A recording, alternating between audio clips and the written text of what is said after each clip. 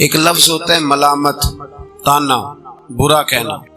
ملامت اکثر کی جاتی ہے، برا کہا جاتا ہے، کچھ اعتراضات بعض لوگوں پر کیے جاتے ہیں، اور جس قدر زیادہ کوئی اخلاص کے ساتھ دین کی تبلیغ کرنے والا ہو اس قدر زیادہ اس پر اعتراضات ہوتے ہیں۔ اس کو قرآن مجید نے ملامت کا لفظ دیا ہے، اور اس کے بارے میں قرآن پاک نے ایک مکمل رہنمائی ہمیں عطا فرمائی ہے۔ جب تک آپ خاموشی سے اپنے گھر میں بیٹھے رہتے ہیں، جب تک آپ کوئی خیر کی بات، حق کی بات نہیں کہتے، اتنی دیر تک آپ کا مخالف کوئی نہیں ہوتا۔ جب آپ میدان عمل میں نکلتے ہیں اور جب آپ تاریخ میں کوئی کردار ادا کرتے ہیں تو پھر کچھ نہ کچھ اعتراضات، کچھ نہ کچھ شکایات پیدا ہونے لگتی ہیں۔ اب اللہ تبارک و تعالیٰ کے وہ مخلص بندے جو دین کی خدمت کے لیے، کلمہ حق بلند کرنے کے لیے میدان عمل میں ہوتے تھے، وہ پریشان ہوتے تھے کہ ہم تو پوری لگن کے ساتھ دین کی خدمت کر رہے ہیں، پوری جد و جہد کے ساتھ قوم کا فائدہ کر رہے ہیں، اور انہی میں سے لوگ اٹھ کے ہم پر اعتراضات کر رہے ہیں۔ تو اللہ تبارک و تعالیٰ نے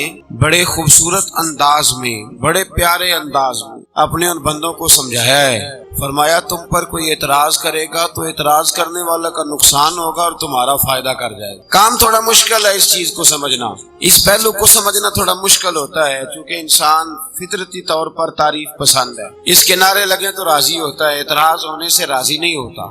لیکن بعض اوقات بعض لوگوں پر جو اعتراض ہوتے ہیں وہ ان کے لیے بڑے سود مند ہوتے ہیں، فائدہ مند ہوتے ہیں۔ یہ قرآن مجید نے بیان کیا۔ میں نے شروع میں جو بات کی اس کو سمجھیے گا کہ جب تک آپ اکیلے ہوتے ہیں، آپ کوئی خیر کی بات نہیں کر رہے، کوئی اعلان حق نہیں کر رہے، اتنی دیر تک آپ پر کسی کو اعتراض نہیں ہوتا۔ نبی کریم سید عالم صلی اللہ علیہ وسلم کو اعلان نبوت سے پہلے سارے صادق اور امین کہتے، سارے صادق اور امین کہتے، سارے لوگ کہتے تھے کہ سچے ہیں، دیانت دار ہیں، امانت دار ہیں، پاکیزہ مزاج ہیں، بڑے میٹھے ہیں، بڑے پیارے۔ ہر آدمی حضور کو اپنی آنکھ کا تارا سمجھتا تھا، بلکہ سیرت نگاروں نے لکھا ہے لوگ نبی پاک کے پاس بیٹھا کرتے تھے، حضور کی شخصیت سے متاثر ہوتے، نبی پاک صلی اللہ علیہ وسلم سے محبت کا دم بھرتے۔ اچھا، سارے پیار کرتے تھے، سارے اس بات کا اظہار کرتے تھے کہ آپ ہمیں بڑے اچھے لگتے ہیں۔ لیکن جس دن نبی پاک نے اعلان نبوت کیا، جس دن حضور نے فرمایا تمہارے بت جھوٹے ہیں، جس دن کہا کہ تمہارے شراب کے مٹکے ٹوٹیں گے، جس دن کہا کہ میں ذات پات کے بتوں کو پاش پاش کروں گا، جس دن محبوب پاک علیہ السلام نے فرمایا کوئی الہ نہیں، لا الہ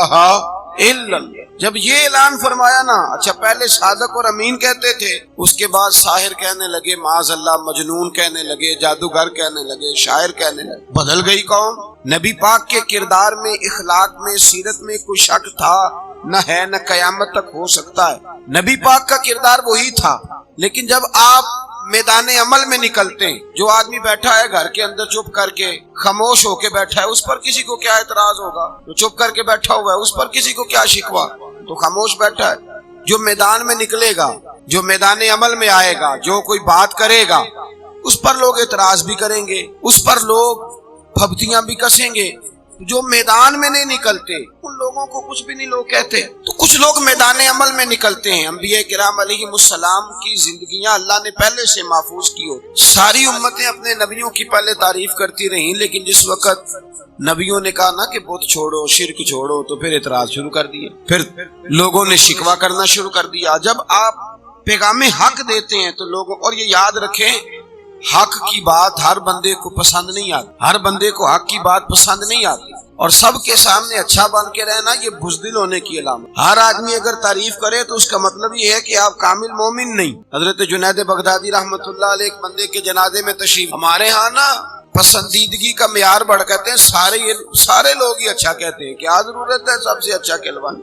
کوئی ضروری نہیں۔ ساری دنیا تو رب رسول کو معاذ اللہ اچھا نہیں جانتی، تو بندوں کو کیسے جانیں گے؟ سارے تعریف کرتے ہیں جی، سارے ہی لوگ اتنی دیر تک آپ کی تعریف کرتے ہیں جتنی دیر تک آپ ان کی بات میں ہاں ملاتے ہیں۔ جب آپ کسی بندے کو روک دیتے ہیں، نہیں ادھر تو بھی غلط ہے، وہ بگڑ جاتا ہے، ناراض ہو جاتا ہے۔ آپ آزما کے دیکھ لیں، آپ جی کرتے رہے، بندے آپ کے ساتھ ہیں۔ جہاں آپ نے روک کے کہا نہیں تیری بھی کوئی غلطی ہے، تو کہتا ہو مجھے ہی کہہ دیا ہے۔ حضرت جنید بغدادی جنازے میں تشریف لے گئے، ایک شخص کا جنازہ پڑا، جنازے سے فارغ ہوئے تو لوگوں نے کہا حضرت اس بندے کی ساری دنیا ہی تعریف کرتی ہے، کیا بات؟ شہر امڈ آیا ہے جنازے میں، اپنے بھی آئے، بیگانے بھی آئے، سارے اسے اچھا ہی کہتے ہیں، ہر بندہ اچھائی سے ذکر کرتا ہے۔ حضرت جنید بغدادی فرمانے لگے اس کا جنازہ نہیں پڑھنا چاہیے، غلطی ہو گئی، یہ بندہ صحیح نہیں تھا۔ حضور کیا مطلب؟ آپ فرمانے لگے یہ کیسے ہو سکتا ہے سارے کسی کی تعریف کریں، یہ کیسے ممکن ہے؟ جب سارے اللہ کے پاک بندوں کی تعریف نہیں کرتے تو اس کی کیسے کرتے تھے؟ آپ فرمانے لگے مجھے لگتا ہے ذو وجہین تھا، دو منہوں والا تھا، منافق تھا، جس کے پاس جاتا تھا اسی کا ہو جایا کرتا ہے۔ اس کی ذاتی رائے کوئی نہیں تھی، اپنا کردار ہی نہیں تھا، اپنا طرز زندگی کوئی نہیں تھا۔ آپ فرمانے لگے اگر یہ حق بات کہتا تو کچھ لوگ اس کے مخالف بھی ہوتے، کچھ طبیعتوں پر اس کی بات بری بھی گزرتی، یہ حق نہیں کہتا، لہذا یہ بندہ ٹھیک نہیں تھا۔ قرآن مجید نے اللہ کے محبوب بندوں کی صفت بیان کی ہے۔ کن لوگوں کی؟ اللہ کے سورۃ المائدہ، گھر جا کے کھولیے گا آیت نمبر 54۔ او بھائی تانا سننا بھی دین ہے، تنقید سننا بھی دین ہے، اعتراضات برداشت کرنا بھی مذہب کا حصہ ہے۔ قرآن مجید سورۃ المائدہ آیت نمبر 54، اللہ فرماتے ہیں میرے محبوب بندوں کا طریقہ یہ ہے کہ یجاہدون فی سبیل اللہ، وہ اللہ کے راستے میں جہاد کر جد و جہد کرتے ہیں دین کے لیے، ولا یخافون لومۃ لائم، اور فرمایا جب لوگ ان کی ملامت کرتے ہیں، لوگ انہیں برا کہتے ہیں تو وہ اس بات سے ڈرتے کوئی نہیں، وہ اس بات کی کوئی پرواہ وہ نہیں پرواہ کرتے، ولا یخافون لومۃ لائم، وہ پھر اس بات کی کوئی پرواہ نہیں کرتے، وہ توجہ ہی نہیں کرتے کہ لوگ انہیں کیا کہہ رہے ہیں، کس طرف۔ اور دیکھیے قرآن مجید نے ایسے لوگوں کی عظمت کیا بیان کی۔ ایک وہ ہے جو میٹھی بولی بول رہا ہے، سادی بات کر رہا ہے، کہتا ہے ساری تعریف کریں۔ قرآن مجید نے کہا وہ جہاد کرتے ہیں، اور جب کوئی ملامت کرے تو پرواہ نہیں کرتے۔ ذالک فضل اللہ یؤتیہ من یشاء، فرما یہ تو اللہ کا فضل ہے، جسے چاہتا ہے عطا فرماتا ہے۔ جن کو لوگ تانے دے رہے ہیں ان پر اللہ کا لیکن شرط پیچھے لگائی، یجاہدون فی سبیل اللہ، جد و جہد اللہ کے راستے میں کر رہے ہیں، ان پر اللہ کا فضل ہے کہ دنیا انہیں تانے دیتی ہے، برا کہتی ہے۔ واللہ واسع علیم، فرمایا اللہ وسعت والا بھی ہے اور علم والا بھی۔ فرمایا وہ لوگ جو اللہ کے راستے میں جد و جہد کر رہے ہیں، جد و جہد، ان کو لوگ تانے دیتے ہیں، برا کہتے ہیں، ان کی ملامت کرتے ہیں، ان میں سے لوگ نقص نکالتے ہیں، ان کی خامیاں ڈھونڈ ڈھونڈ کے لوگ بیان کرتے۔ فرمایا وہ اس کی پرواہ نہیں کرتے۔ میرے نبی کریم سید عالم صلی اللہ تعالی علیہ وآلہ وسلم نے کل دنیا کے دانوں کا مقابلہ کیا، کل دنیا اور اجتماعی طور پر تمام لوگوں کا۔ مسند امام احمد بن حنبل میں حدیث موجود ہے، مصطفیٰ کریم سید عالم مصطفیٰ جان رحمت صلی اللہ علیہ وسلم نے ارشاد فرمایا، محبوب فرماتے تم میں سے کسی بندے کو اگر حق بات کہنے کا موقع ملے تو اسے چاہیے فوراً کر دے، موقع ملے تو فوراً کر دے، فوراً بات وہ کر دے، اسے موقع ملے تو بات کر جائے فوراً۔ فرمایا لوگوں کی حقارت سے نہ ڈرے کہ لوگ اسے برا کہیں گے، حق بات کر دے۔ اگر اس نے نہ کی تو قیامت کے دن جب وہ اللہ کی بارگاہ میں آئے گا تو رب اس سے پوچھے گا کہ تجھے موقع ملا تھا حق بات کہنے کا، تو نے کیوں نہیں کہی؟ موقع ملا تھا تو نے کی کیوں نہیں؟ تیرے پاس اسٹیج تھا، تیرے پاس لوگ تھے، تیرے پاس سننے والے موجود تھے، تیری اس وقت طاقت تھی، تو اس وقت اپنی برادری میں تھا، اپنے قبیلے میں تھا، اپنے گھر میں تھا، اپنے بچے کو سمجھا رہا تھا، یا کسی کو جس وقت بھی کوئی موقع ملے کسی کو بھی سمجھانے کا حق بات تجھے موقع ملا تو نے کیوں نہیں کہی؟ تو بندہ عرض کرے گا اللہ میں لوگوں سے ڈر گیا تھا، میں لوگوں سے ڈر گیا تھا۔ تو میرے نبی پاک فرماتے ہیں رب اس سے کہے گا کہ میرا زیادہ حق تھا کہ تو مجھ سے ڈرتا، تو بندوں سے ڈرتا رہا ہے، بندوں سے۔ حضرت قبلہ حاجی صادق صاحب رحمۃ اللہ تعالی علیہ، حاجی صاحب نا نکلے گلی میں تو ایک بی بی بے پردہ مالدارت محسوس ہو رہی تھی، جو ساتھی ساتھ تھے وہ کہتے ہیں بی بی بڑی مالدار تھی، اس کے ساتھ لاؤ لشکر تھا تو سر سے ننگی تھی اور بے پردہ تھی۔ بھائی صاحب فرمان لگے پتر پردہ کریا کر، وہ کہندی بابا جا اپنا کام کر۔ آپ فرمان لگے میرا یہی کام میں کام میں لگا، یہ کام ہے میرا جڑا میں کرتا پیا، میں کام میں لگا، اس میں کون سی ایسی بات ہے، میں کام میں۔ صدر ضیاء الحق آیا، اس نے کہا میرے لیے دعا کریں، تو آپ فرمانے لگے تیری بی بی بے پردہ پھرتی ہے، میں تیرے لیے کیا دعا کروں؟ تو اللہ کی حدوں کو چیلنج کرتا ہے، بے پردگی کرتا ہے، میں دعا کروں؟ یہاں تو سارے بندے تو کہتے ہیں بس فوٹو آنی چاہیے بادشاہ کے ساتھ، باقی سب ٹھیک ہے، تو میں کیوں دعا کروں تیرے لیے؟ جا پہلے توبہ کر۔ تو بھائی یاد رکھ، حق بات جب آپ کہتے ہیں نا، حق بات اس کے لیے حوصلہ چاہیے، ہمت چاہیے، دلیری چاہیے۔ حق بات جب آپ کہتے ہیں تو اس کے لیے مشکل ہو جاتا ہے۔ اللہ فرماتے ہیں جب تو حق بات کہے گا تو لوگ تجھے برا کہیں گے، اور جب تجھے لوگ برا کہیں گے تو یہ نہ سمجھنا میں پریشان ہو جاؤں۔ فرمایا ذالک فضل اللہ یؤتیہ من یشاء، یہ تو اللہ کا فضل ہے، جس کو چاہتا ہے عطا فرمایا کرتا ہے۔ جب لوگ تجھے برا کہیں، جب لوگ تیرے اوپر تانوں کے تیر برسائیں، جب لوگ کہیں کہ فلاں اس بندے میں دیکھو جی دیکھو اتنا بڑا بندہ ہو کے کیا کر رہا ہے، تو اس کا مطلب ہے کہ پھر تو حق بات پہ ہے۔ جب تیرے اوپر تنقید ہونے لگ گئی، مانا یہ ہے کہ تو نے صحیح رستے کا انتخاب کر لیا، تو صحیح سمت چل نکلا۔ حضرت موسیٰ کلیم علی نبینا علیہ الصلوۃ والسلام کے بارے میں آپ قرآن مجید کا مطالعہ فرمائیں تو ان کی قوم نے پتہ ان سے کیا کہا تھا؟ نبی کی قوم نے کہنے لگے اے موسیٰ معاذ اللہ، آپ کے آنے سے پہلے بھی ہم تکلیف میں تھے اور آپ کے آنے کے بعد بھی ہم تکلیف میں، آپ کے آنے سے پہلے بھی ہمارے بچے قتل ہوئے کہ موسیٰ علیہ السلام آنے والے ہیں، ذبح کی گئی ہماری اولادیں، اور آج بھی ہم تکلیف میں ہیں، کبھی اس سے لڑو کبھی اس سے لڑو، کبھی فرعون سے کبھی ادھر سے۔ تو حضرت موسیٰ مسکرا کے فرمانے لگے بات تمہاری ٹھیک ہے، پر مجھے تمہاری بات کا دکھ نہیں ہوا، مجھے تو بات سن کے راحت نصیب ہوئی، مجھے تسلی ہوئی ہے کہ تم لوگ میرے اوپر اعتراض کر مجھے تم لوگوں نے یہ لفظ کہیں۔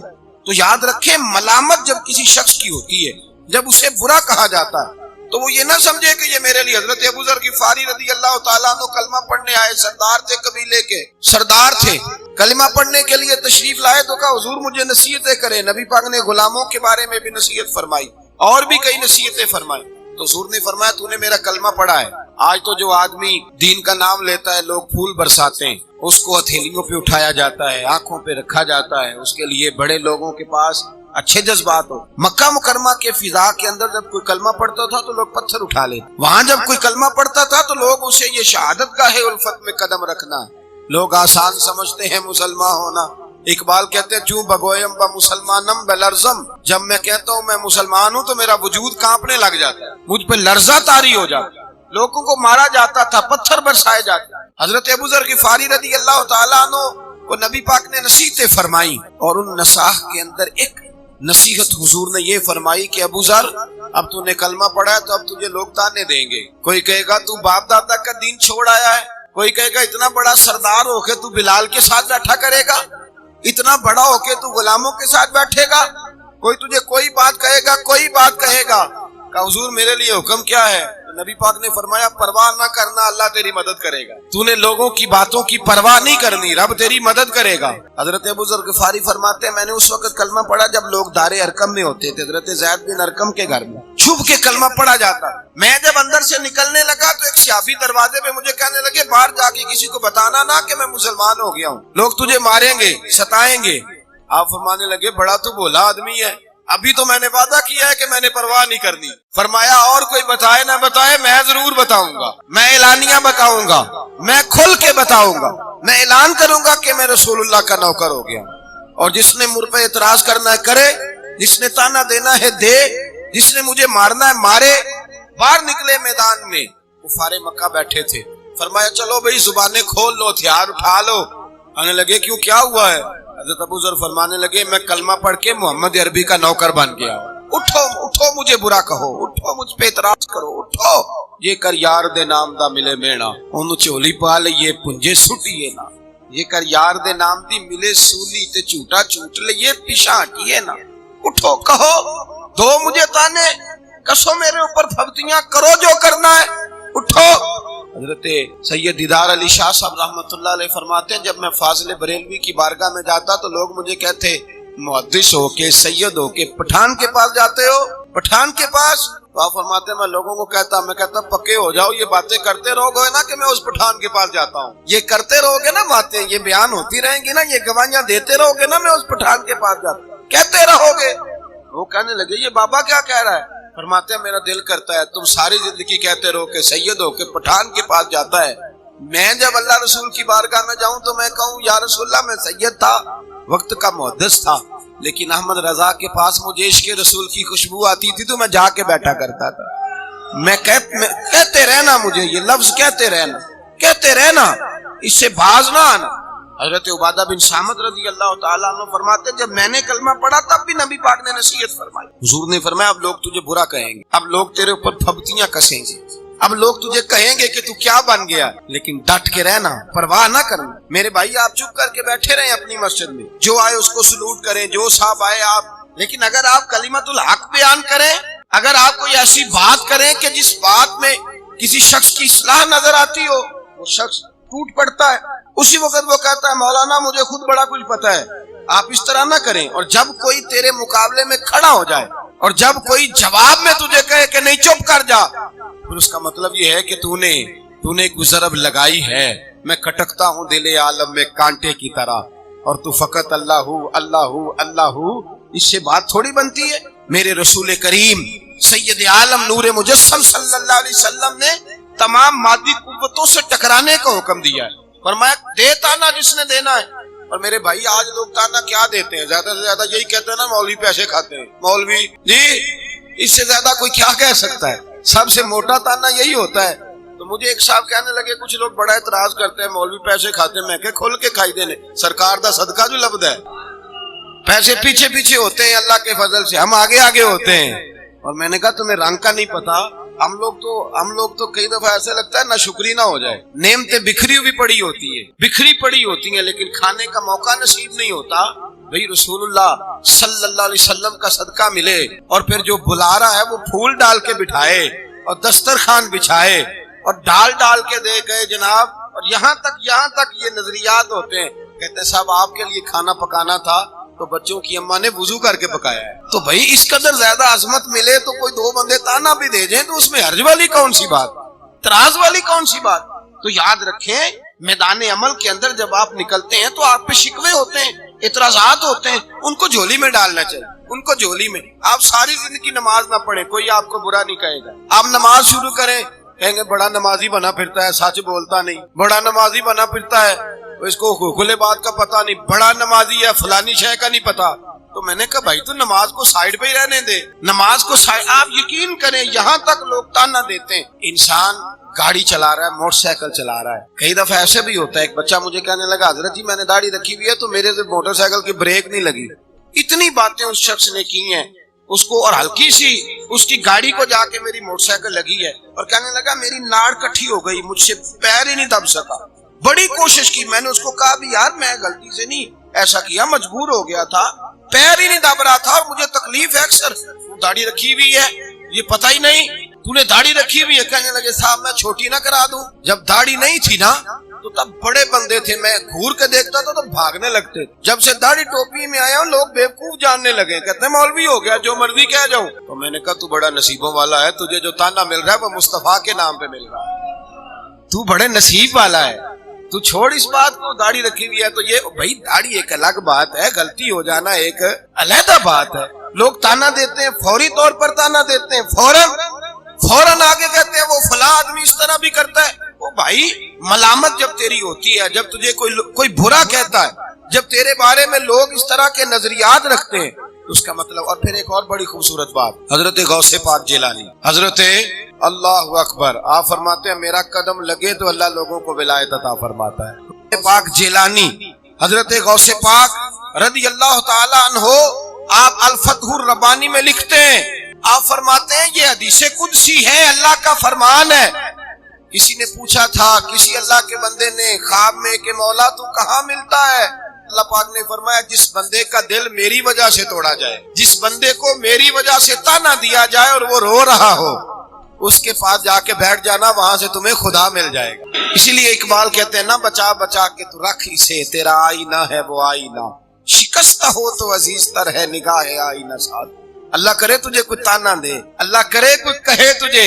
حضرت داتا گنج بخش علی اجمیری کا ایک جملہ بڑا قیمتی ہے۔ داتا گنج بخش علی اجمیری سے کسی نے کہا کہ روح کی غذا کیا ہے؟ تو آپ فرمانے لگے اگر خدا رسول کے رستے میں تجھے کوئی تانا دے جائے تو تیری روح کو اللہ لذت عطا فرما دے گا۔ اگر رب رسول کے رستے میں کوئی تجھے تانا دے جائے، برا کہہ جائے، تو تیری روح کو لذت نصیب ہو جائے گی، تجھے توانائی ملے گی، تجھے اللہ تعالیٰ ذائقہ دے گا، تیرے دل کو ٹھنڈک عطا کرے گا۔ اگر راہ خدا میں بہت بڑا نام ہے امام اعظم ابو حنیفہ کا، لوگ پھولوں کی سیج بنا کے رہتے ہیں، اس لیے ظالموں کی حمایت کرنی پڑتی ہے، لوگوں کو بڑے بڑے اپنے ضمیر کے سودے کرنے پڑتے، بڑا کچھ کرنا پڑتا ہے، پھر زندگی سیج بنتی ہے۔ لیکن جن لوگوں نے دین کا کام کیا کٹھن مراحل سے گزر کے، کٹھن مراحل، حضرت امام اعظم ابو حنیفہ کا نام میں ممبر پہ بیٹھ کے لیتا ہوں تو کہتا ہوں کیا بات، دنیا ذکر کرتی ہے تو کیا بات، 80% امت ان کی تقلید کرتی ہے۔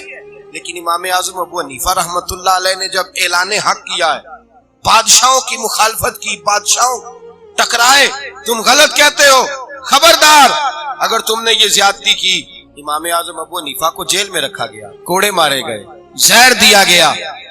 اتنے بڑے امام کا جنازہ جیل سے نکلا ہے، حضرت امام مالک رحمت اللہ علیہ مسجد نبوی کے امام تھے. لوگ پھولوں کی سیج پہ وقت گزارنا چاہتے ہیں. او بھائی یہ پھولوں کی سیج نہیں ہے, یہ تو چڑھے آتے دار بھی نہیں, یہ تو وکے عشق بازار بھی نہیں, ایڈا سستا سودا پیار بھی نہیں, تے ایڈا سوکھا لبدا یار بھی نہیں. کئی جنگل گانے پیندے نے, کئی دوزخ لنگنے پیندے نے, جو اس ملوں بھی مل جاوے ایدو سستا ہور بپار بھی نہیں. تے کچھ سمجھ نہ آوے لوکاں نو او کادے نال شہید کرے, ڈٹھی یار دے ہاتھ تلوار بھی نہیں پر او دا خالی جاندا وار بھی نہیں. یہ بڑا کٹھن اور مشکل مرحلہ. حضرت امام مالک مسجد نبوی کے امام 70 سال مدینے میں رہے ہیں پر پیروں میں جوتا نہیں پہنا. مدینہ منورہ میں جہاں لکھا ہے یہ حدود حرم ہے, اس کے اندر خانہ پیشاب نہیں کیا, گھوڑا رکھا تھا, باہر جاتے وہاں جا کے پیشاب کر کے آتے. اس قدر زیادہ تقوی والے بزرگ ہیں. لیکن ایک طرف رسول اللہ کے شہزادے تھے, ایک طرف ظالم حکمران تھا. امام مالک نے فرمایا تو ظالم ہے اور میرے مصطفیٰ کے شہزادے پہ ظلم نہ کر. ایک سید کی حمایت کی پاداش میں امام مالک کی اس نے داڑھی منڈوا دی. امام مالک کو گدھے پہ بٹھایا اور کہنے لگا اب لوگوں کو جب پتا چلے گا نا کہ یہ جو امام بنا پھرتا تھا گدھے پہ بیٹھا تو پھر سمجھ آئے گی. کہنے لگا جو پہچان گیا نا امام مالک ہے وہ پھر دوبارہ تیرے پیچھے نہیں لگے گا. امام صاحب فرمانے لگے تو مجھے بٹھا تو صحیح. جب بیٹھ گئے گدھے پہ تو فرمانے لگے لوگوں ادھر آؤ, دیکھو دیکھو میں وہ نہیں ہوں, میں امام مالک ہوں, مجھے دیکھو. فرمایا تو کہتا تھا نا جو دیکھے گا میں خود لوگوں کو بتاؤں گا کہ میں امام مالک ہوں. اور میرے ساتھ یہ جو سارا کچھ ہو رہا ہے یہ دنیا داری کی وجہ سے نہیں ہو رہا, یہ رسول اللہ کی اولاد کی محبت کی وجہ سے ہو رہا ہے. نبی میں امام مالک ہوں, دیکھو میں وہ ہوں جو کل تک یہاں امام تھا, خطیب تھا, میرے پیچھے لوگ مسجد نبی میں نمازیں پڑھتے, جمعے پڑھتے تھے, آج میرا یہ حال ہے, آؤ دیکھو. امام صاحب فرماتے قسم اللہ کی عزت کی, پہلے اگر 10,000 بندہ مجھے سلوٹ کرتا تھا تو اس کے بعد 50,000 کرنے لگے. فرماتے ہیں میرے دروازے پہ رش ختم نہیں ہوتا تھا, رش ختم نہیں ہوتا تھا. مجھے آج سمجھ آئی آج کہ نفل پڑھنے سے اتنی توانائی نہیں ملتی, عبادتیں کرنے سے اتنے درجے نہیں ملتے, ذکر فکر نوافل کثرت اعتکاف اتنا کچھ نہیں نوازتے. اگر رب رسول کے رستے میں تکلیف آ جائے تو پھر تو اللہ رحمت کے دروازے ہی کھول دیتا ہے. اگر تھوڑی سی اذیت برداشت کرنی پڑ جائے, تھوڑا سا تانا. اگر دیکھیں نا امام بخاری کی کتاب قرآن پاک کے بعد سب سے بڑی کتاب ہے امت مسلمہ کی متفقہ, لیکن امام بخاری کو بخارے میں دفن ہونے کی اجازت نہیں ملی. بادشاہ نے کہا میرے بیٹے کو گھر آ کے حدیث پڑھاؤ. تو امام بخاری فرمانے لگے یہ میرے رسول اللہ کا دین ہے, یہ امیر غریب سب کے لیے برابر کا ہے, جہاں غریبوں کے بچے پڑھیں گے تیرا بیٹا بھی وہاں پڑھے گا. اس نے کہا بخاری پھر تو بخارے میں نہیں رہ سکے گا. تو امام بخاری فرمانے لگے بخارا ہو یا سمرقند ہو زمین تو ساری میرے خدا کی ہے, نہ رہ سکوں گا تو کیا ہوا, بلخ ہو یا بخارا ہو فرق کیا پڑتا ہے. امام صاحب بخارے سے نکلے پلک گئے, وہاں بھی اس نے خط لکھا کہ یہاں نہ ٹھہرنے پائے, وہاں سے نکلے تو پھر کہیں اور گئے گھومتے گھومتے. ایک دن کہنے لگے مولا میرا شکوہ کوئی نہیں پر اب تیری زمین تانگ ہو گئی ہے, چل بخاری کو بلا ہی لے. امام بخاری جن کا اتنا ذکر ہوتا ہے, امام بخاری نے دعا مانگی تو اللہ تبارک و تعالیٰ نے انہیں کامل ایمان کی موت عطا فرمائی. وہ رسول اللہ کی حدیثیں پڑھتے ہوئے دنیا سے. بھائی یہ مشکل مرحلہ ہے, مشکل. تانے دینا, تنقید کرنا, ایک منٹ میں کسی کو پتہ ہی نہیں ہوتا کہ سامنے والا کتنی مشکل سے ترویج کر رہا ہے. لیکن لوگ ہیں کہ 2 جملے بولتے ہیں, لوگ ہیں کہ 2 باتیں کرتے ہیں. بھائی تو آگے آ کے دیکھ تو صحیح, تو غور تو کر, تو پلٹ تو صحیح, آ کے دیکھ تو صحیح, کچھ تو مجبوریاں رہی ہوں گی, یوں ہی کوئی بے وفا نہیں ہوتا. ذرا تجھے دیکھنا تو چاہیے نا, آگے تو بڑھنا چاہیے. تو تانا دے رہا ہے, تو تنقید کر رہا ہے, تو نے سوچا ہی نہیں. لیکن اگر کسی کو راہ دین میں تنقید کا سامنا کرنا پڑے, آزمائش اسے اٹھانی پڑے, اس کے لیے نعمت ہے.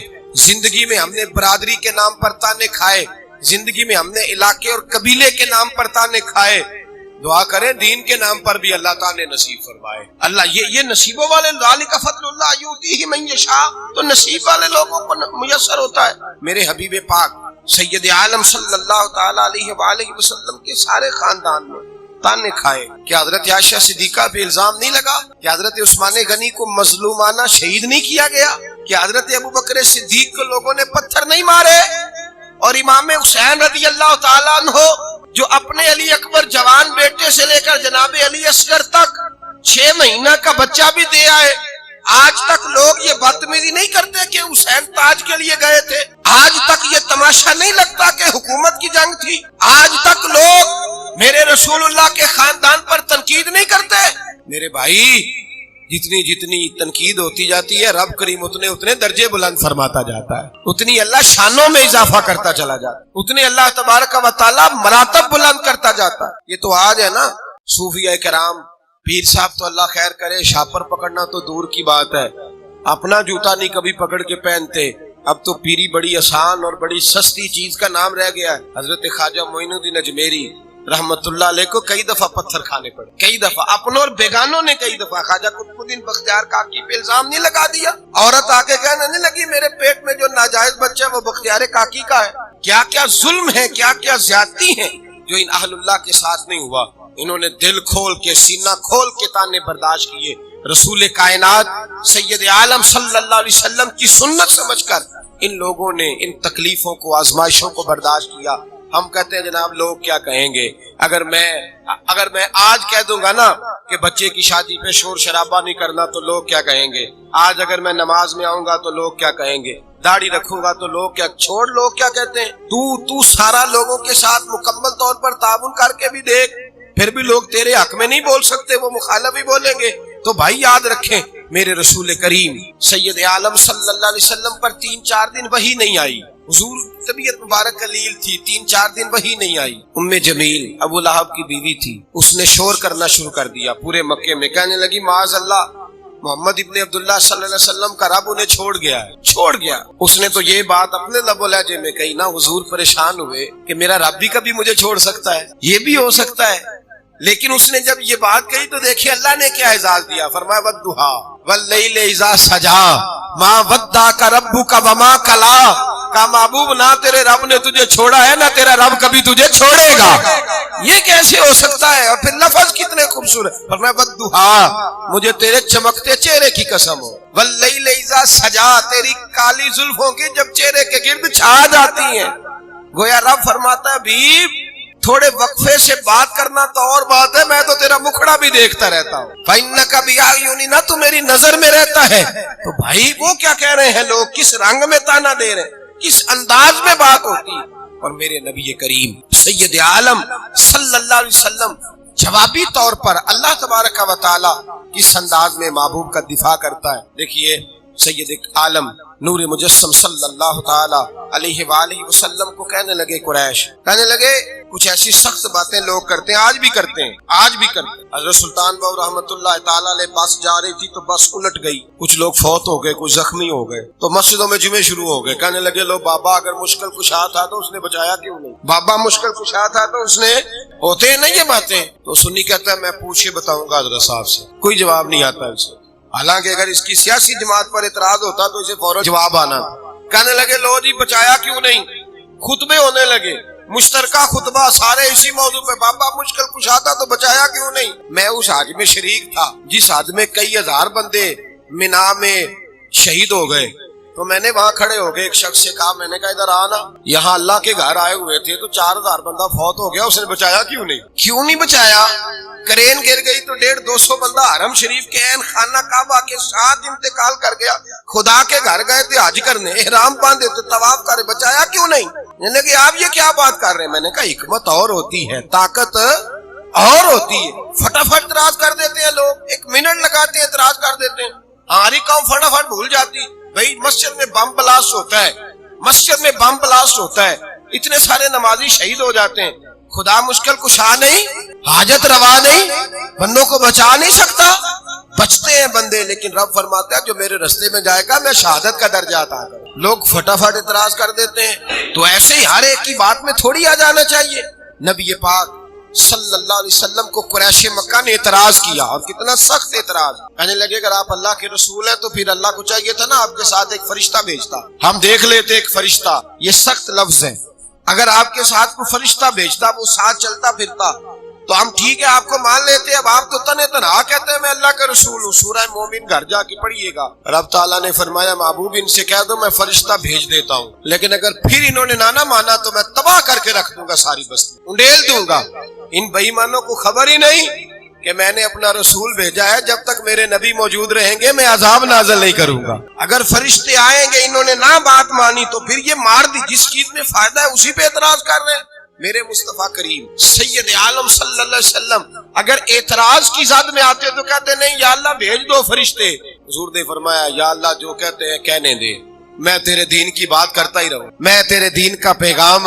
بعض باتیں تکلیف کا باعث ہوتی، ذرا تھوڑا سا اس پہلو کو ضرور سمجھنا ہے۔ یہ خدا را الیکشن آتا ہے نا، الیکشن تو ہم نچلی سطح پہ اتر کے بات کرتے ہیں، کردار کشی کرتے ہیں، نیچے اتر آتے ہیں۔ ہم ذاتیات پر جب لوگ دلیل سے ہار جاتے ہیں تو ذاتیات پر حملے کرتے ہیں، کہتے ہیں یہ کپڑے کس طرح کے پہن، یہ چلتا کس طرح کے، یہ کمزور بیمار ذہن کی باتیں ہو۔ کمزور اور بیمار لوگ اس طرح کے حربے استعمال کرتے ہیں کہ یہ کیا ہو رہا ہے۔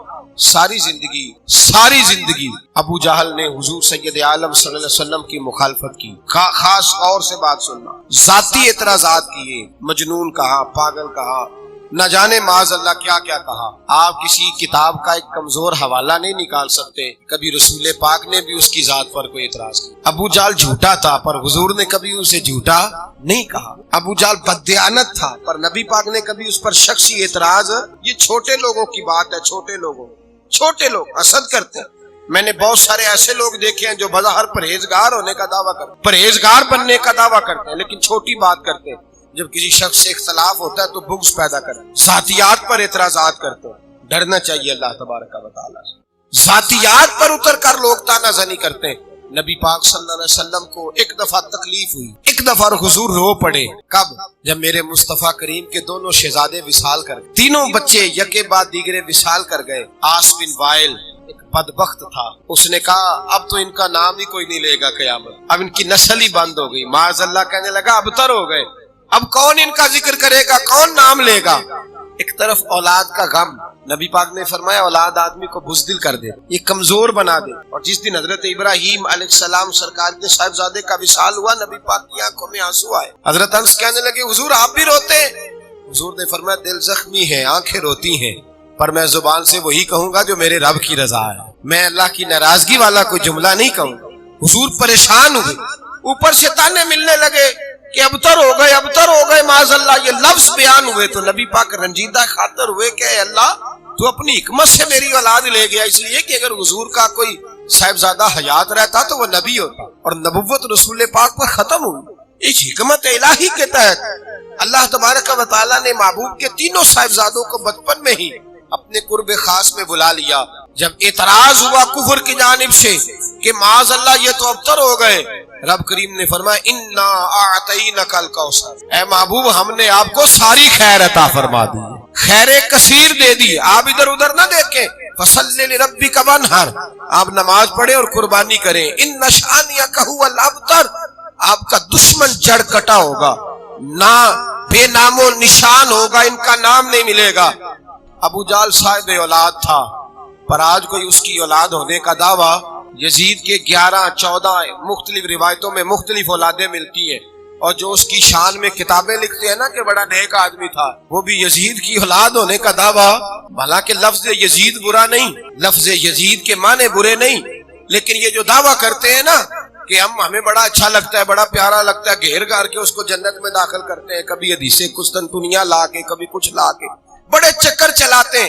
ان سے بھی کہو نا کہ درمیان والے بیٹے کا نام یزید رکھ لو تو رکھنے کو تیار نہیں ہوتے۔ میرے بھائی جو لوگ دشمن ہوتے ہیں ان کا نام و نشان کٹ جاتا ہے، لیکن جو لوگ نیک ہوتے ہیں، پرہیزگار ہوتے ہیں، جو لوگ اللہ کے رستے میں ہوتے ہیں، ان پر تانا زنی تو ہوتی ہے لیکن اللہ انہیں زیادہ عزت عطا فرماتا ہے، رب انہیں زیادہ مقامات۔ آپ دیکھ لیں جتنے صوفیاء ہوئے، جتنے داتا گنج بخش علی اجمیری نے کتنا کام کیا دین کا، آج تک لوگ معاذ اللہ ان کی قبر پر جانے سے منع نہیں کرتے، لوگ ابھی تک اعتراض نہیں کر رہے صوفیاء پر۔ کتنا کام کیا ان لوگوں نے، اس دور میں بھی وہ تکلیف میں تھے، آج بھی لوگ تکلیف کا مظاہرہ ان کے ساتھ کرتے ہیں۔ حضرت خواجہ اجمیر رحمت اللہ علیہ کے مزار کو لوگ شرک کا اڈا نہیں کہہ دیتے، ابھی تک تانا زنی ہوتی، ابھی تک لوگ برا بھلا کہتے ہیں۔ میرے اعلیٰ حضرت فاضل بریلوی رحمت اللہ علیہ، تاریخ میں کم لوگ ایسے ہیں جن پر اتنی کتابیں لکھی گئی ہیں، 30 کے قریب PhD ہو چکی، جگہ جگہ ان کی بات گونجتی ہے، ان کی نعت گونجتی ہے، لیکن جو زبانیں کھولنے والے ہیں وہ بھی اپنی زبانیں کھول کے رکھتے ہیں۔